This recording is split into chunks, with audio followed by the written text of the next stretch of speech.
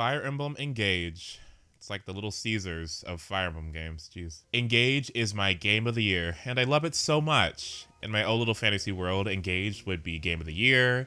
Alear would join Smash, it'd be this awesome announcement, and I'd be crying on stream. But clearly, there's something that I'm seeing that others just aren't. So I'm here to tell you why Engage is my personal game of the year, why you should give it a try, and I want to address some of the common criticism that I've seen around about the game. But before we get into that, hi, I'm Ace. I missed you a lot. It's been a while. I've been doing live, university. I've been streaming like 40 different game series so that I now have experience on. So you'll have to see what those are later on. I learned I had ADHD, and I've been spending over 1,000 hours playing Fire Emblem Engage, Jesus. And in case you need Fire Emblem credentials, I've played these.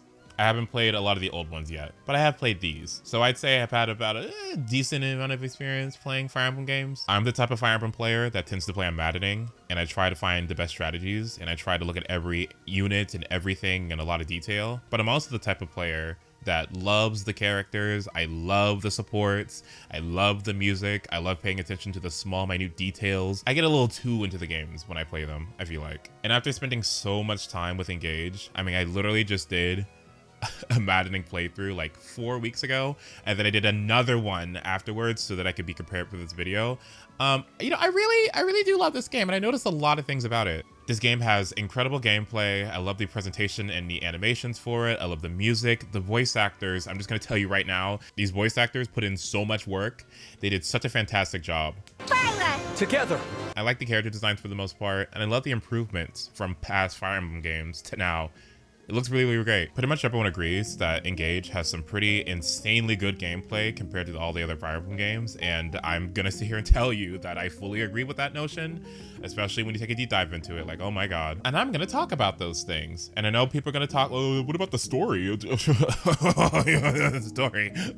story's not that bad, okay? The story's not that bad. Everyone's being weird. I don't understand. Like, it's really not that bad. I feel like compared to most Fire Emblem games, the story is par the course of what we've seen from most Fire Emblems, but people don't want to hear that, right? People think about like, oh, you know, we had a, you know, 3 houses paragon of writing. Jeez, like amazing story.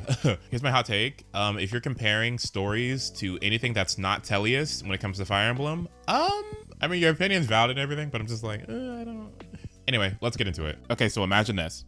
Imagine a Fire Emblem game where every character is just a carbon copy of the last, right? You have the same strengths, the same weaknesses, and the same predictable outcomes. There's no tough calls.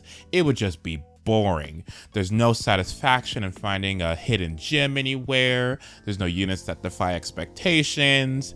And then there's no unexpected MVPs. Thankfully, you don't have to worry about that in Engage, okay? Because Engage has an entire cast of characters, all of which have a use case, even in maddening mode, including Bunet and Vander. Obviously, you have your top tiers like Chloe and Kagetsu and Pandreo and Marin and Panet and etc.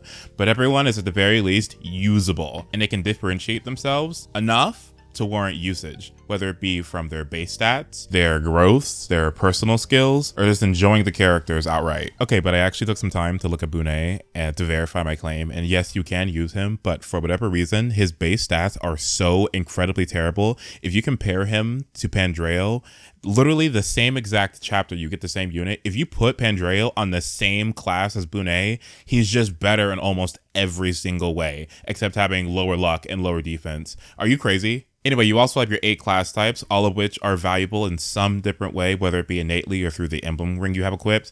And I pretty much love all of them, except one. Backup units adding chip damage is incredibly useful for getting bosses and enemies into kill range. Key adepts, chain guard, and interaction with emblems like Lucina and Micaiah pretty much make them a staple on every single one of my teams. Shout out to Fram. Flyers get less enticing bonuses through emblems, but they're so useful on their own that it balances out their efficacy. I initially found cavalry units to be a little bit boring, but I do like their interactions with Sigurd's Gallop getting another 2 movement.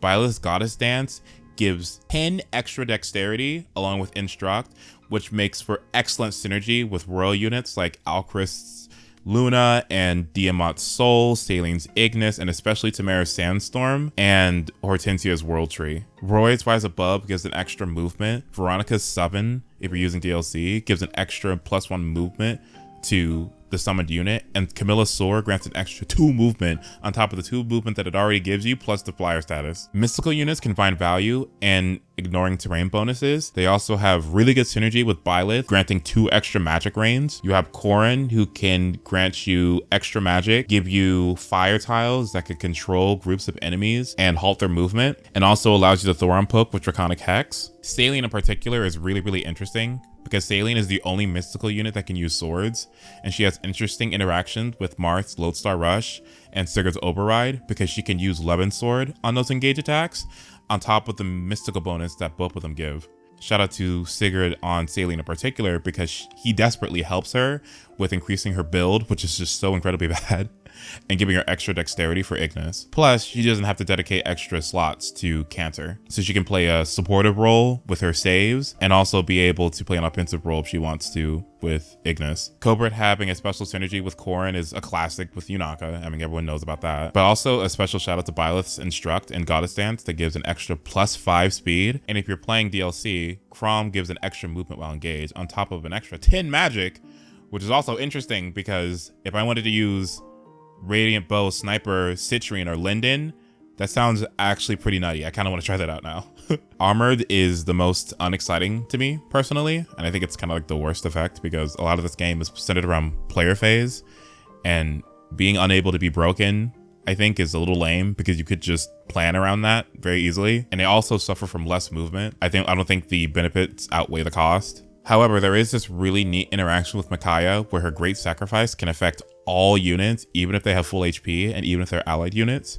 So using this, you can use Jade and Louis and power level them early game, and then Louis can become a very powerful warrior and a perfect candidate for Lyn, or Jade can leverage her higher base and growth and speed and res and dexterity to become a solid mixed tank through Wolf Knight or through Paladin. Finally, Dragon allows Alear, Veil, and the Dragon Twins to, quote, get the most out of all the emblems. For Alear, I think this makes him an outstanding support unit. I love using him that way the best.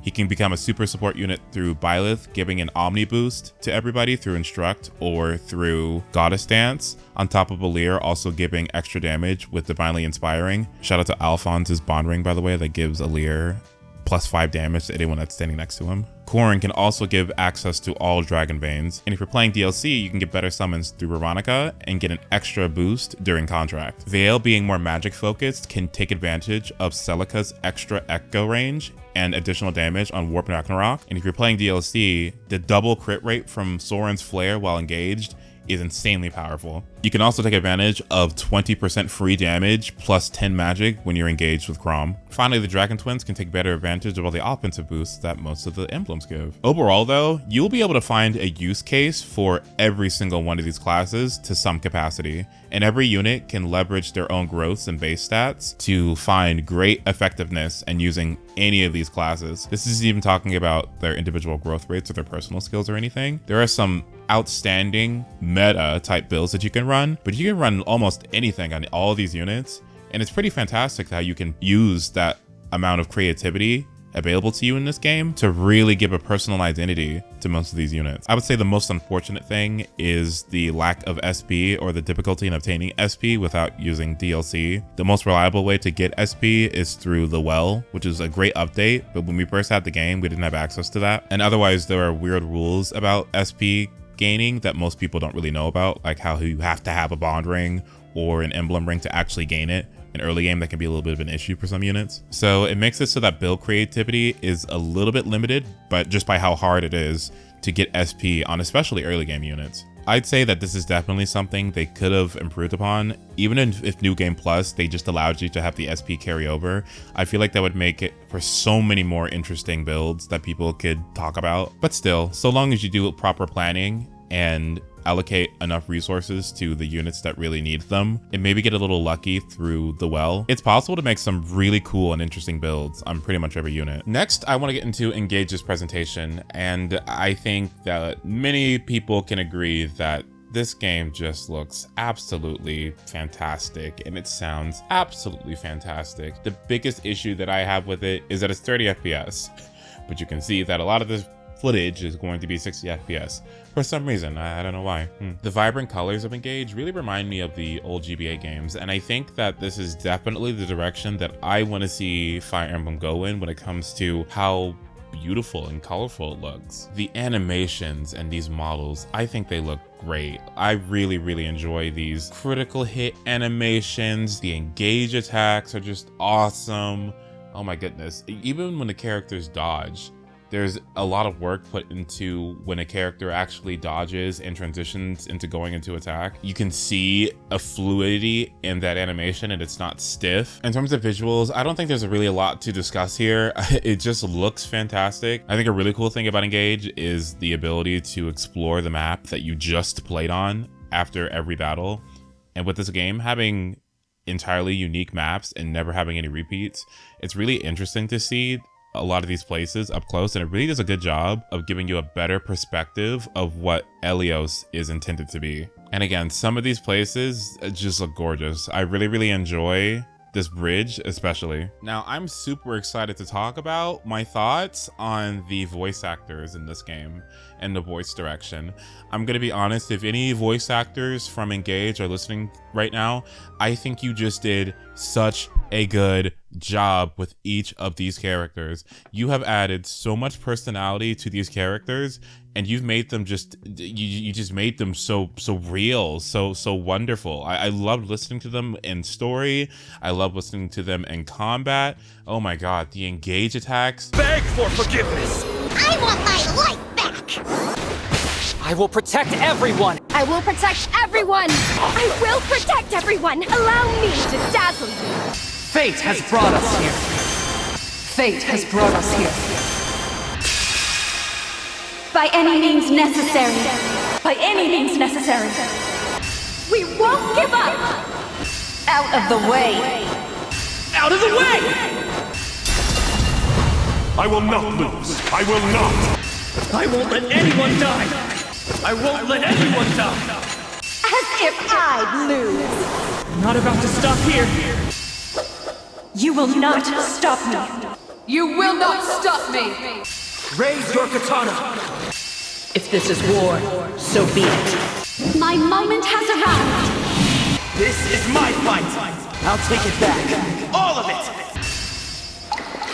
Allow me to demonstrate. No hesitation. I love you all! I'll be good, obviously. I'm not a child anymore! We have you all to thank for this. It's not luck, it's fate. Your defeat was inevitable. I cannot afford to lose. I need to get stronger until no one can beat me. I need to get stronger until no one can beat me. You'll get no sympathy from me. I fight for my friends. There's something that I can't afford to lose. I will not watch another life be taken. I will not watch another life be taken. Poor thing. Your defeat was inevitable. Should I have held back? As expected. I will not be afraid. Why do you attempt to throw away your life? I feel the potential. Guess I did it right. Caught you sleeping. That's the golden deer for you. That's Fahrenheit for you. That's Brodia for you. That's Illusia for ya. That's Soam for ya. That's me for ya. The engage quotes, oh my goodness, the supports, you all did so good. You pat yourself on the back, and your voice director, whoever it was, outstanding work, just wonderful. I genuinely think that I enjoy every single voice in this game. I don't think I have one that really stands out as poor to me. I think everyone seriously did an excellent job, and I think that this was a big thing for me when it came to the longevity of my enjoyment of the game, is that I just loved hearing these characters talk. I loved going through these supports. I loved just listening to these people, imagining them in the studio, reading out these lines. I just think it's so cool how you're able to say these cool Marth lines and you'll get no sympathy from me. The true battle is yet to come. Huh? Our bonds give me strength. Like, seriously, it's so camp. I don't know what else to say to convince people that there's a lot going on here, and I feel like this is a very underappreciated aspect of gaming in general, is how voice actors put in this work to bring these characters alive. But in my opinion, it's one of the best parts about Engage, and I really hope whoever did the voice direction in this game, I really hope they come back and do it all over again in whatever new Fire Emblem game that we have, because again, it's stellar performance. Audio in general in this game, I think, is pretty wonderful. In terms of the sound effects and the audio design, I think they did a really good job. One small thingy that I noticed about the audio design is that they have this really cool effect where if you explore a map after a battle, if you have like a flame or a body of water or something, that flame or body of water produces its own sound source depending on where you are and perspective of Alear.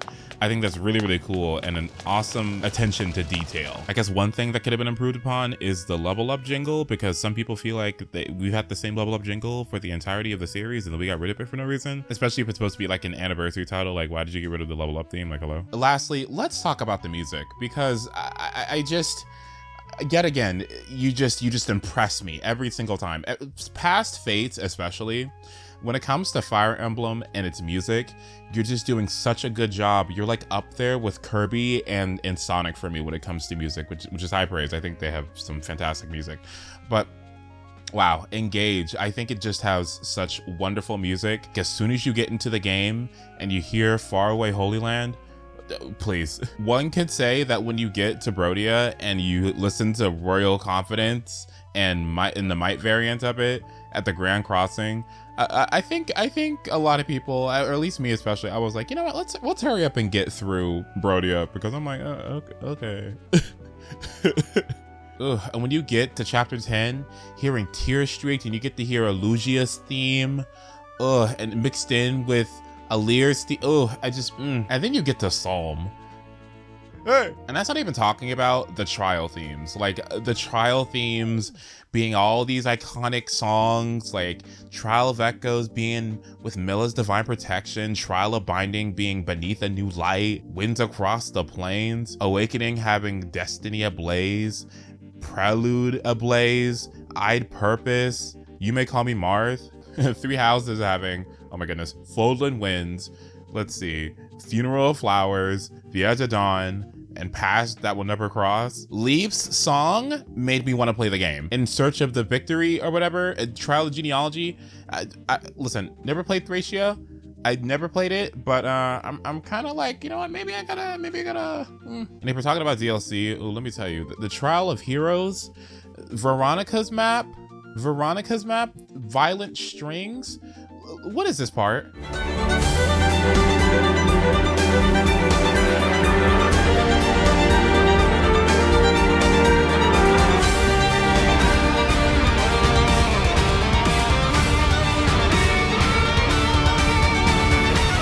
Absolutely amazing. Okay, so I really wanted to go over this now in this section, but one big thing that I like about Engage is, again, its music does a really good job setting the tone, again, with each continent having its own little theme, and then you got these recurring things going on and stuff like that, and then, you know, you got bangers and you got, you know, references to old Fire Emblem games. It's all great. But one big thing that I noticed is Lumera. I love Lumera a lot. I think she's great. She's one of my favorite characters. At one point in the story, Lumera says that her and Alear are always connected. From the first moment that we connected, I have always been at your side. And I know that's one of those lines that you hear and it's like, haha, cute. But I started to notice a pattern. So you first open up the game and you play Faraway Holy Land and you hear this song.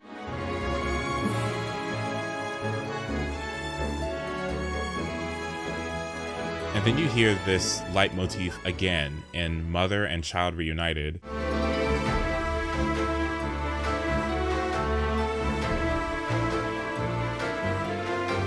And subsequently in A Goddess and Her Puppets. You hear it yet again in Faraway Eternal Holy Land.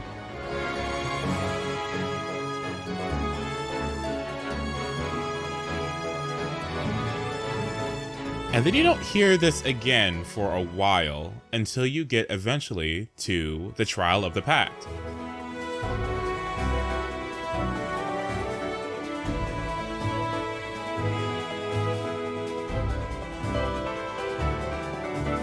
This song, this chapter, this is essentially Alear's paralogue. One thing that I really want to emphasize here is that this is a really key moment for Alear. At this moment, you're playing through a map that you played at the beginning of the game. The song that you hear includes your mother's theme. An interesting thing about Lumera is that we have the Pact Ring here, and it's said that the Pact Ring is something that you give to someone important in your life, right?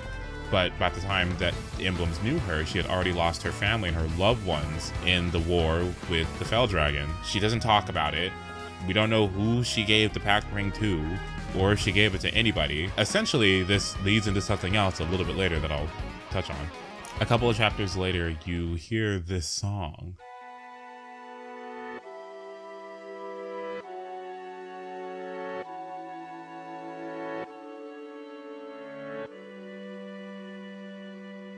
And then you hear, you know how Alear has this ridiculous hair, and you know one side of the hair is supposed to be the Fell Dragon and the other side is supposed to be the Divine Dragon, and blah, blah, blah, blah. I think this song is essentially where those two themes are meeting, at least melodically, and I think that's pretty cool. Oh, that's what the motif is. Right, because this is the Fell song with Lumera's little... Okay, I get it now. Okay. And then you get to chapter 25. You are lost, aren't you? Oh, I was. During the war 1,000 years ago, I was desolate, lonely. I had no one. My mother, father, friends, killed. Yet I had to fight on, alone. If I, the Divine Dragon, gave up or ran away, the world would be lost. In the midst of all that hurt, I found you, innocent and pure, no evil intentions of your own, and never treated with love. Though you were my enemy, I couldn't bring myself to kill you. Instead, I bonded with you the day we first met. I stopped being alone. Mother. I beg you, don't leave me on my own again. And then it gets turned up to 11 in Goddess and Shadow. Mother! Here we are at last. How about we train here? You'll be the one fighting. The Emblem... What? You said that back at... The Emblem lends you their... No! These memories. I wanted to spend time with you. To chat for hours, take long walks together, share meals, and then... Stop, please. It's all right.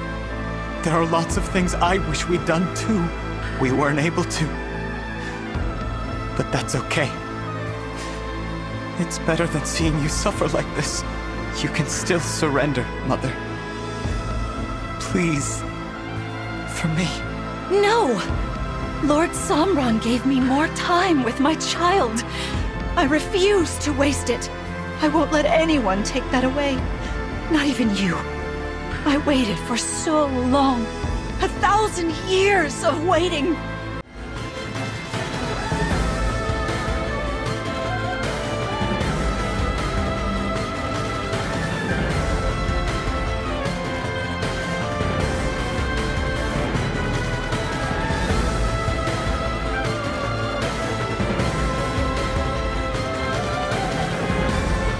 I find the chants do such a good job of eliciting that sadness of the moment.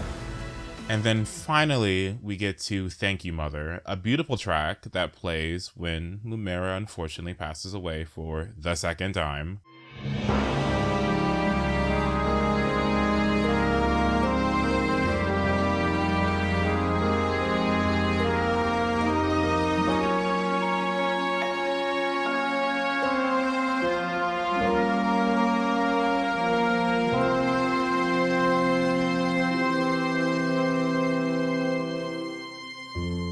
These two like dying, like, oh my god. And then you get to hear her theme one last time before she eventually passes on.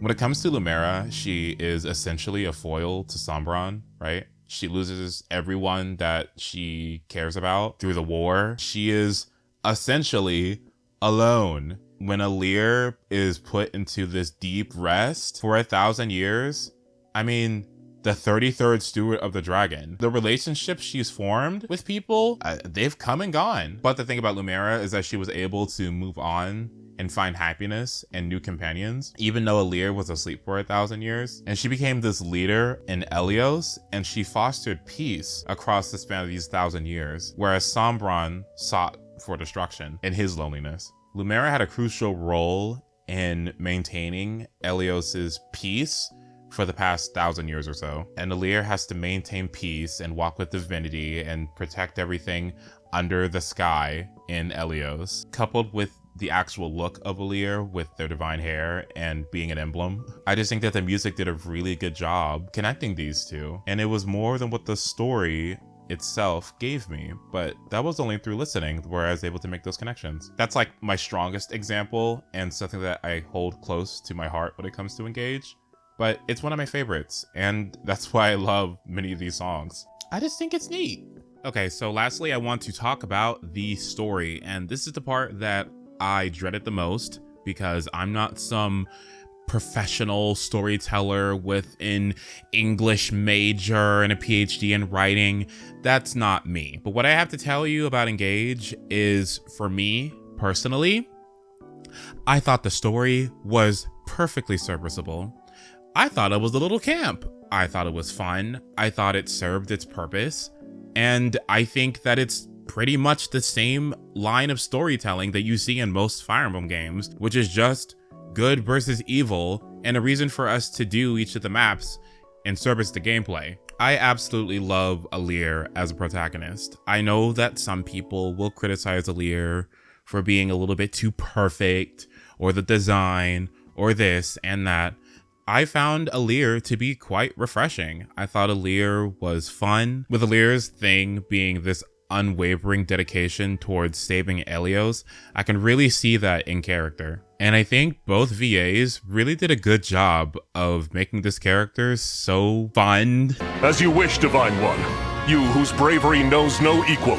No, let's run. Huh? One thing that the developers intended with Engage is that they wanted it to be absorbable and easy to digest. They know that Three Houses was this big, complex story, and they really wanted to go with something more simple so that players could easily jump into it without having to have this ginormous amount of context that you have to follow. I want to recite a quote from Tsutomu Tei, one of the developers for Engage. Tei says the following: "The previous game was set in the Officers Academy and had an epic historical drama-like story with a structure in which players could enjoy different story paths for each house. But with this title, we wanted to simplify the story structure by having one major goal, so that players could put their full focus into enjoying the tactical gameplay. So we decided to develop a game that could be played with an RPG-like feel, where players walk around the world map to progress through the story and raise the skills of different characters who join as allies. This time we wanted to create a game that appeals to a broader audience so that even players who are not yet aware of the fun turn-based tactical RPG games would find it interesting just by looking at the visuals." In addition, Genki Yokoda says, "Having multiple story paths makes the game interesting, but some may find the idea of playing all of them a bit overwhelming, but we have a world map in this title, so we hope our players will feel a sense of adventure as they travel across the continent of Elyos." And I'm gonna be honest with you, that's good enough for me.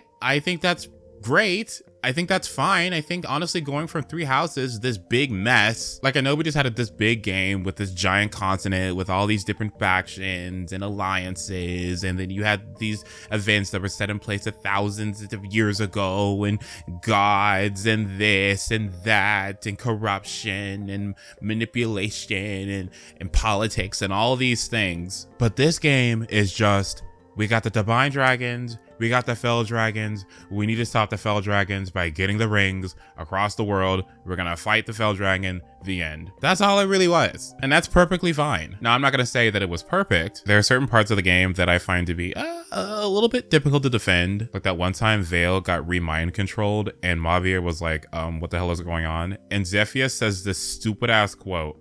But Marnie broke the helmet. Oh, Mavir. Simple. This line. Remember when Edelgard was talking to Dimitri and he was asking why she was killing people or whatever? It was like that line. This is the worst line that came to me. Oh, Mavir, you stupid bitch, pointing out the inconsistency. Simple Mavir. It was only crack. Right. That's certainly weak. But with Lord Sombron's elevation of power, the works far better than before. Right, exactly. That's what it is. Just like, what? What are you talking about? Oh, Mavir. Oh, Mavir. Simple Mavir. Oh, Mavir.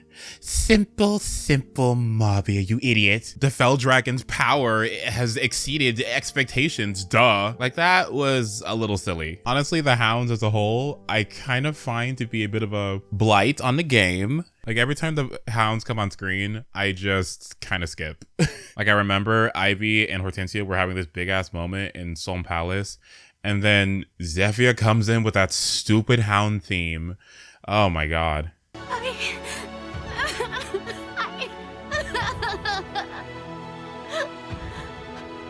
She needs her sister now. It's all right, Hortensia. Oh, I've been so worried about you. Ivy? I'm afraid I have to cut the reunion short.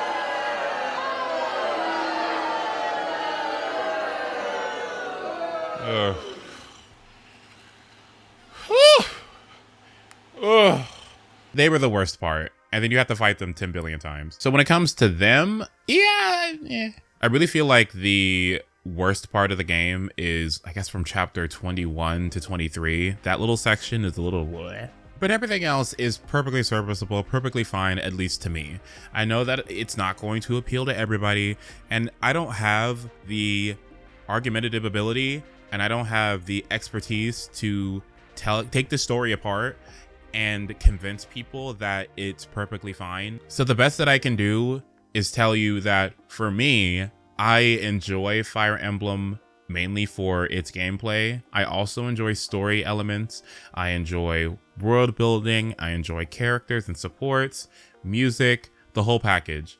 But at the end of the day, I'm here for the gameplay. Like, I like a lot of these games, right? But I'm not gonna go back to play them again because of the gameplay just being mid. I'm not going to explore the game fully because I find the gameplay to be what? If it was all about the story, to me, I guess I would just go check the wiki or just go watch a YouTube video. It's the game at the end of the day that makes it worth the purchase and worth the time. And I feel like Engage excelling in the gameplay department would make it a successful video game, at least in my opinion. For some, it's not going to have as much staying power. For others who don't care about the gameplay as much, honestly, maybe they just care about having cool characters and dynamic, deep storylines or whatever. And that's fine too. But I think it's unfair to say that Engage was a bad game because of the story. That doesn't make any sense to me at all. And I think it's discrediting what the game has to offer.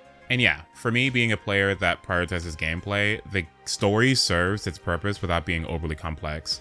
It provides sufficient context and motivation for the battles and the character progression from beginning to end, and it ensures that the narrative complements the gameplay experience without overshadowing it. While it may not be the most intricate or layered narrative, I think that it effectively achieves its goals. It's fun, it's campy, and it complements the game's strengths. And then for those people that appreciate camp, character dynamics, and an integrated narrative that works well enough, I think Engage's story is, I don't know, rewarding enough and perfectly serviceable. Ultimately, the enjoyment of a narrative is subjective.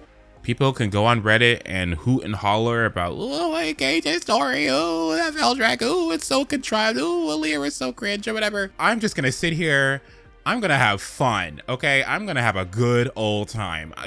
I'm gonna use my engage attacks and pretend I'm Marth. I'm gonna listen to these supports and have a fun time with all of these characters, learning their backstories and everything. I'm gonna listen to these voice actors these lines. I'm gonna enjoy this music. I'm gonna enjoy this world. And then I'm gonna do it all over again because this is one of my favorite games. It's so good. One small final thing that I want to note about Engage 2 is that although I would never condone cheating and hacking, how could you? Don't do that. What? I will say that this game is so much better with mods, making the game 60 frames per second and making it so that I can skip those dumb bond conversations. I can just get a unit up to level 20 and honestly doing fun things like reverse recruitment or being able to wear fashion outfits in battle. I don't even know why they didn't add that. That's hello. Or even doing it in a completely new mode like Engage Plus. The commonality between all of these changes is that the gameplay still remains the same.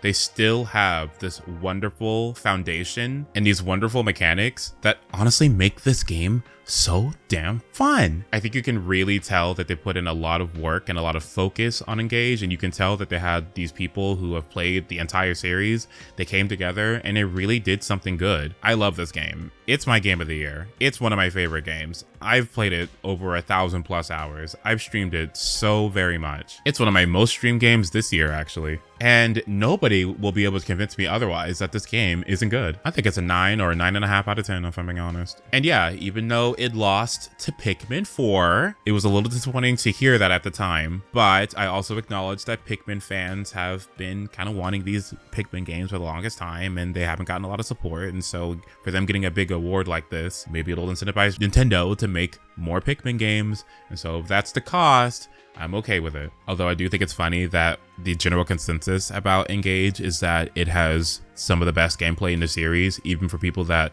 dislike the game, and yet it still didn't. What? Anyway, I love Engage. It's one of my favorite games. You should give it a try if you haven't already. It is my game of the year, even though congratulations to Baldur's Gate 3. And I'm happy you've joined me for this video. I know it's been a really long time since I've uploaded, but I do stream very often at twitch.tv/Ace3. You should check it out. I'm on Twitter, and you should check my Discord out because we talk about Engage so very much. Honestly, a lot of my ideas have come from my Discord, and I appreciate every single one of you who've discussed with me your thoughts about the game because it really helped me in making this video possible. I love you all so very much, and have a wonderful day. Thanks for watching. Bye!